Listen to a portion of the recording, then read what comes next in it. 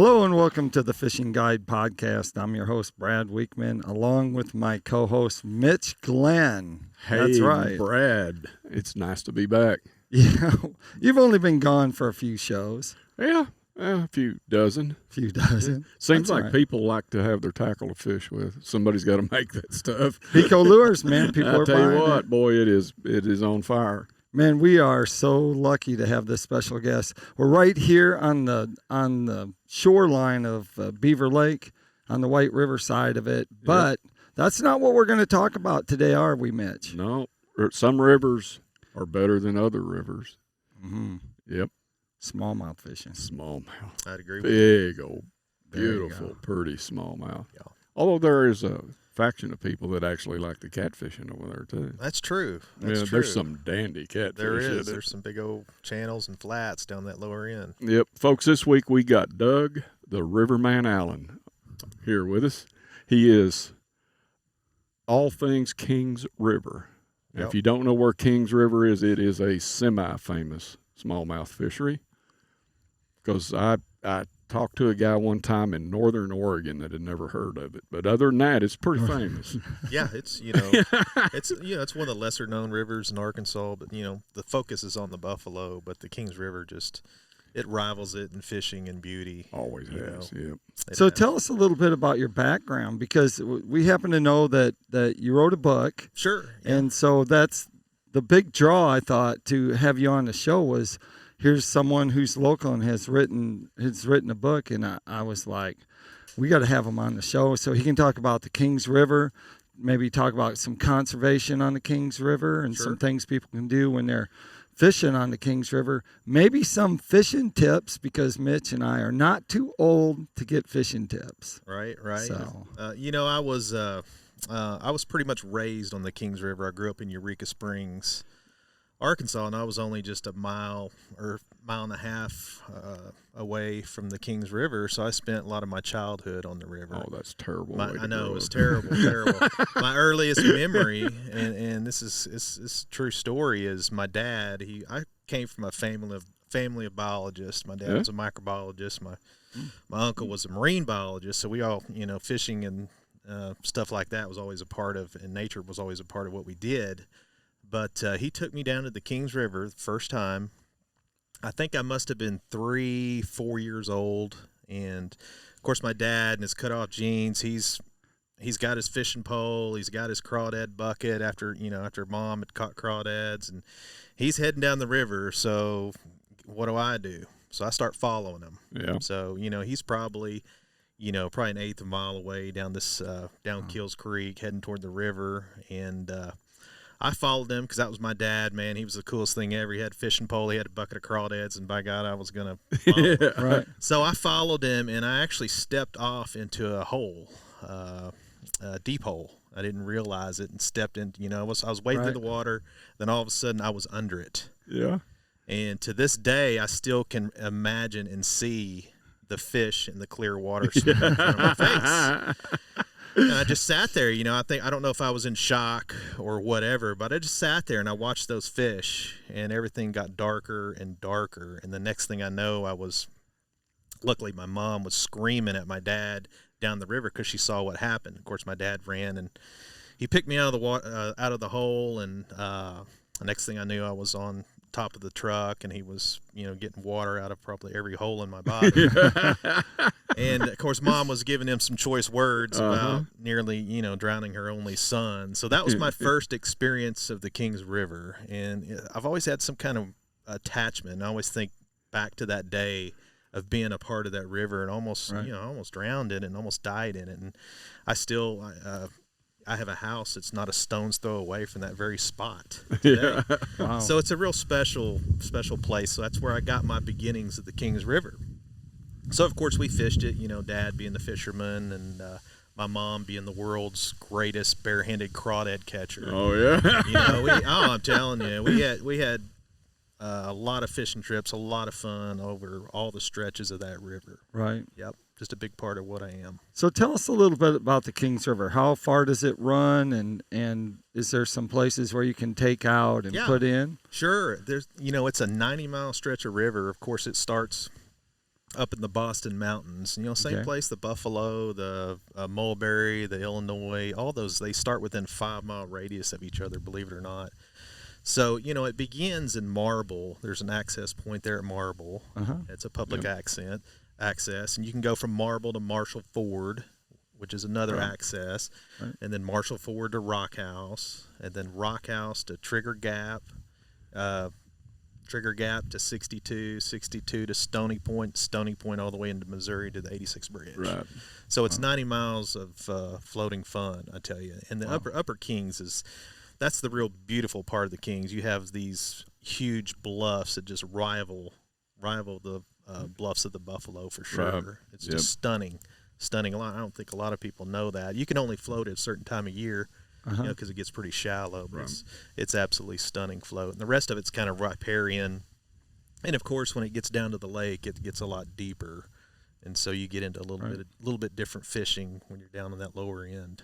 I call it the J.D. Fletcher stretch. Yeah. It's a lot slower moving. Yeah, a lot slower moving. Yep. Yep.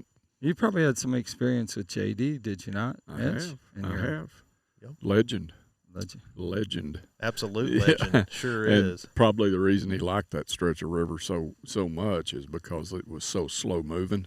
And if you're going to guide people on it, that you need slow moving. Right. Right. Plus, there's not a fish down there that didn't know the bottom of his boat. I promise that's you. a fact. They knew when to behave when JD come down through there. He had those flat bottom John boats, and he that was his specialty. And I think when he started, they were made out of wood. Yeah, wow. And he's actually been around that long. Right, he's been around that long, but definitely, he's a legend for sure. Bud Stopple is another Kings River legend. That actually he guided for Bud for a while, for JD for a while. Right. And there's several different legends of the Kings River for sure.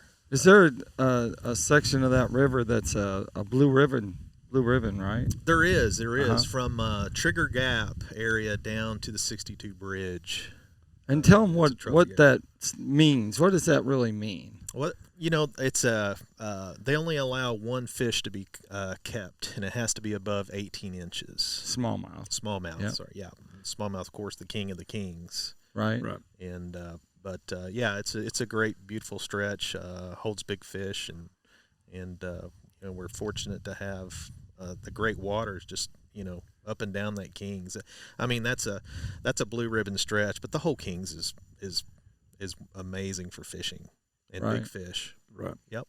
It should all be a blue ribbon. I agree with that. It should be a blue ribbon river. I inquired about that a few years ago with Ernie Kilman up at the Kings River Outfitters, and kind of put some feelers out about being a catch and release river, and boy, I didn't realize the people would be against that. So, oh wow. Yeah. Well, in this day and age, with haul. Everybody has 2 or 3 kayaks in the back of their truck. Right.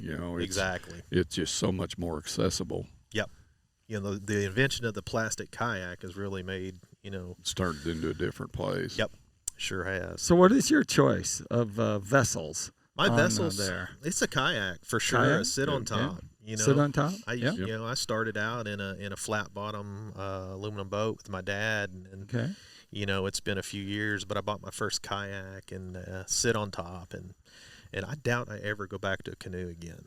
Right. It's just so comfortable. And or I'm a flat able to, bottom. For like we're sitting here, I can get up out of the kayak so easy instead of having to climb out and worry about tipping over.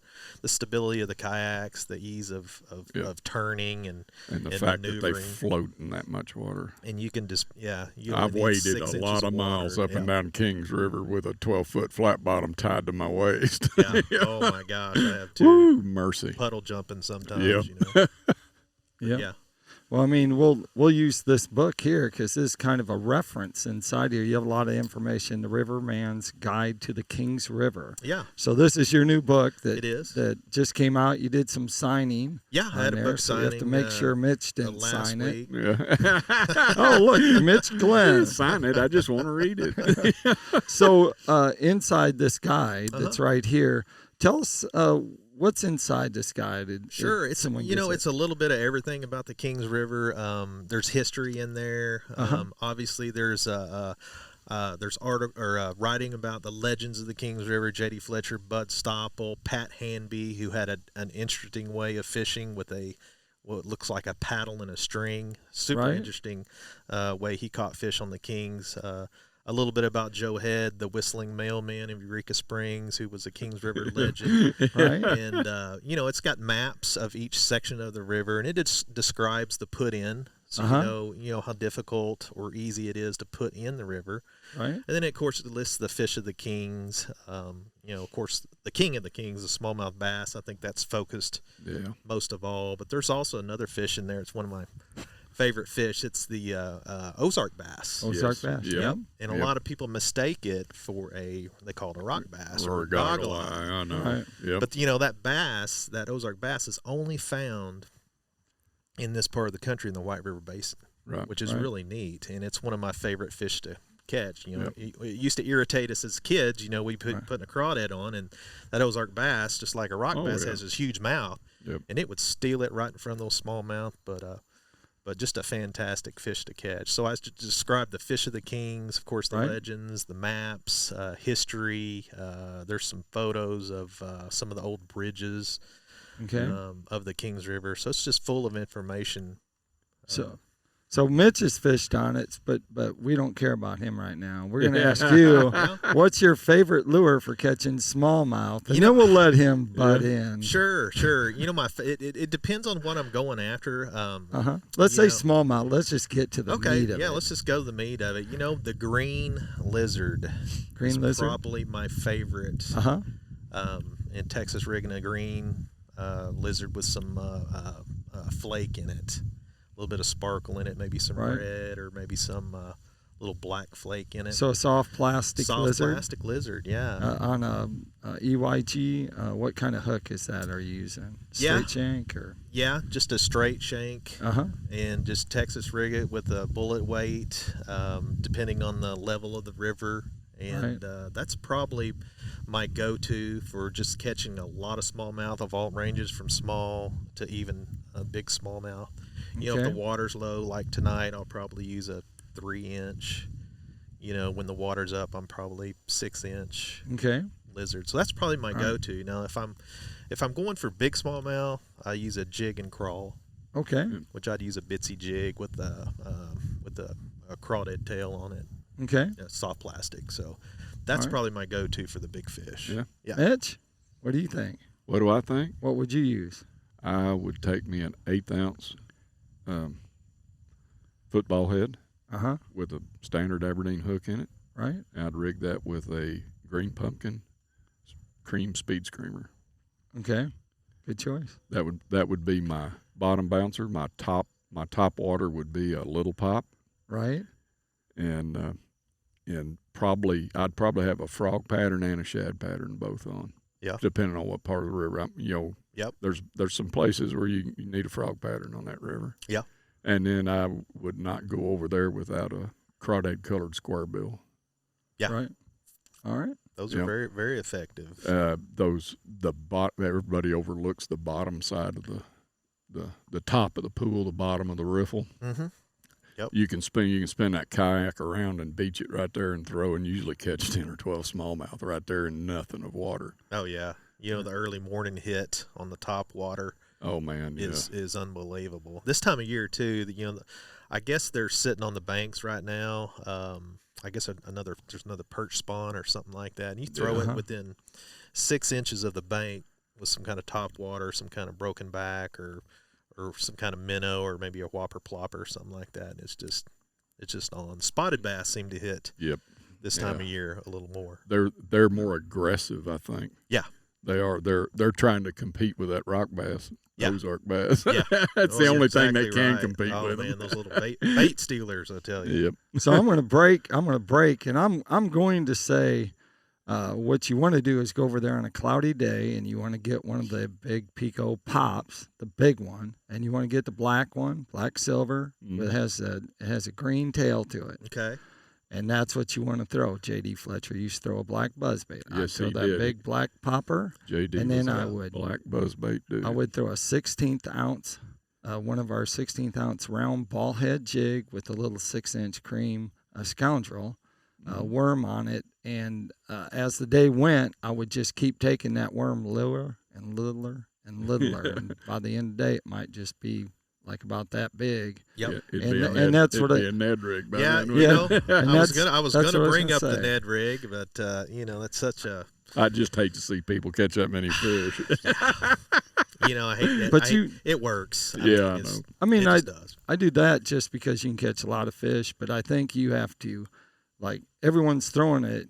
I'm looking to target stuff that are a little harder cast, the skip that's underneath the trees, the stuff like that where not everyone is, and I'm also throwing it on 8 or 10 pound tests because I don't want to leave my line broke on a branch or something, so there isn't garbage there. You know, there isn't. I'm not littering. I'm not leaving hooks. I'm not leaving stuff. Yeah. Right. So, and then the other thing is like just power fishing. I'll be pitching something that's on 20 pound test, and I bring them in. Yeah. So I do not fool around with them because it's better. It's with current. It's better, I think, for the fish. Get them in and release them as quick as you can. So take your picture and let them go. I'm a big catch and release guy, and I think that's important for that river for sure. It absolutely is. There's plenty of eating fish in that river too, though. Agreed. In the spring, the white bass run up that thing. Yes, sir. Oh, yeah. There's They'll nothing, run up as far as 62 Bridge. They will. I've caught them all the way up to. What's the first Trigger Gap, Trigger Rock Gap. House up there? Yep, I've caught them all the way up there. Wow. When the water's up, they will stack. Yeah, right below that. We caught absolutely stand on the bank until you get sweat. Wow, catching them. we were kind of stunned this year. We actually caught 2 walleye up above the 62 Bridge. And that was the first time I had ever experienced that in Well, the lake was high this year. Yes. I guess they run up. They will go all the way to that new boat ramp that they built about, I don't know, it's about 1.5 miles above 62 Bridge. Mm-hmm. I don't even remember what it's called. It's the McMullen Farm access up there or something. Yeah. They will run right up to that. Yeah. And there's some big giant boulders right down there just below it. Yeah. And walleye love it. Oh man, that's exactly where we caught them. There were some huge boulders, and believe it or not, we caught it on a Ned rig. So when I take clients down the river and I'm guiding them, they when it gets a little tough, we throw on that Ned rig, and it's just that's the just in case go to when it gets a little tough. Little cool thing you can remember about that little spot right there. That's a channel cat spawning grounds. Too. Is that right? Take you a cast net because they get really, really picky about what they're eating. And get over on one of them mud bars and catch them little shore minnows about that big. And them catfish start. You can, when it clears up some, you can actually see white flash every now and then around them rocks when they get in there spawning. I'll be darned. Oh my goodness. Yeah. Oh. And that river, we used to have a ton of catfish in there, and over the years, we've had some infill with gravel and stuff like that. The Nature Conservancy is working on it as we speak to keep some of that gravel from going in there, and hopefully we'll be able to channel that out and then have more catfish, in the next few years. Now you talked about the influx of water. Is there something in the book that they could look and they could see about the water, the height of the water? Check Where's the water level, that's at waterweather.gov. And just search Kings River, and you can find out the level of the river. And if you use this book, it'll tell you, in the maps what a safe level is to do particular float.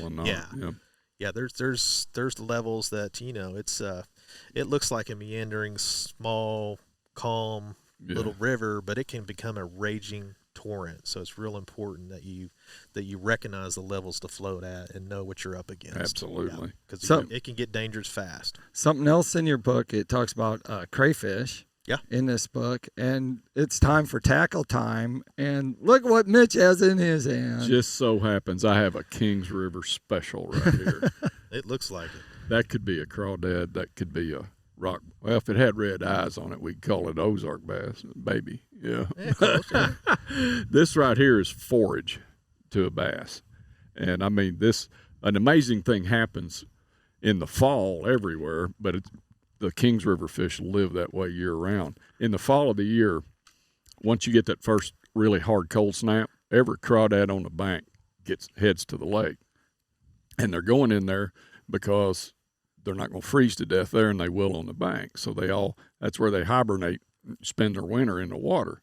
So when the fish aren't stupid, they know all them crawdads is like a buffet coming to them. Plus, all them little old bluegill and perch and stuff that are living up there by that shore, they all look a little bit like that too. Mm-hmm. So if you want to do a match the hatch, fish fast, hard, and catch a lot of fish, that little square bill right there is just what you need. Runs about 3 foot deep if you can throw it a long ways. I have no doubt in my mind that would be a smallmouth bass killer. That is a river, smallmouth river bait. Absolutely. Right. I'm thinking he's leaving with that. Which I bet he the is. I bet he does. Possibility it might not be on that table. I know a guy. The only person that shorts is because we're at my house. Yeah. May not end up good I'll give for him me. your baits. That's Yeah. no problem. I'll trade you a book for the bait. All right, there you go. You're on. If you want to check out more about PICO Lures, you can go to picolures.com. And then our other sponsor is Smith Consumer Products. And this week we're talking about the pliers and the scissors. This is kind of this is a combo that they have. It comes with a little sheath, and the scissors are inside there. They're real sharp. They'll cut braided line.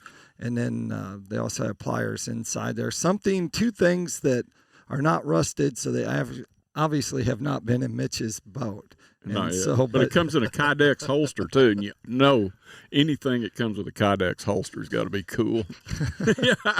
So you can find out more about these products, Smith Consumer Products, at smithproducts.com. And that takes us up to your book, because I know that people want to find this book. They want to buy it, maybe get an autographed copy of it. They can, absolutely. I'll definitely sign it for them. They can find that book on my website, kingsriverarkansas.com. Okay. And they can get a signed copy that way, or if they're out of state and they want one pretty fast, they can. It's on Amazon as well, so they can get it in a couple 3 days. This might take 4 or 5 days through me, but right. So Amazon and my website, kingsriverarkansas.com, you can get an access of the book. Man, that's just awesome. Make sure you got to go and get one of these. Even if you're not fishing the Kings River, it has a lot of great information. Ozark streams are very unique, clean water, have smallmouth in them, big smallmouth, so check them out there. And we're going to end with what I always end with. Make sure you keep your hooks sharp and your lures in the water.